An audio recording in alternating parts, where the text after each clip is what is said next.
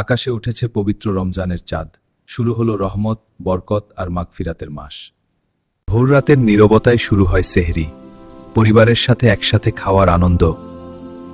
আজানের ধ্বনি মনে করিয়ে দেয় আমরা আল্লাহর বান্দা, নামাজেই আছে শান্তি। রমজান রহমতের মাস। আসুন আমরা এই রহমতের মাসকে স্বাগত জানাই। তারাবির লম্বা কিয়াম, কোরআনের তেলাওয়াত, রমজান আমাদের হৃদয়কে করে পবিত্র। ইফতারের সেই প্রথম খেজুর, সেই প্রথম পানির চুমুক যেন জান্নাতের স্বাদ। তারাবির লম্বা কিয়াম, কোরআনের তেলাওয়াত, রমজান আমাদের হৃদয়কে করে পবিত্র। ক্ষুধা ও তৃষ্ণা শুধু কষ্ট নয়, এটা আমাদের ধৈর্য শেখায়, আমাদের তাকওয়া বাড়ায়। আল্লাহ আমাকে ধৈর্য দাও। হে আল্লাহ, আমাদের রোজা কবুল করো, আমাদের গুনাহ মাফ করো। এই রমজান যদি আমাদের জীবন, হে আল্লাহ আমাদের রোজা কবুল করো, আমাদের গুনাহ মাফ করো। এইরকম জীবন যদি এটাই হয় তোমার জীবনের শেষ রমজান, দুনিয়ার পেছনে থুবড়ে পড়ে চলছে কেবল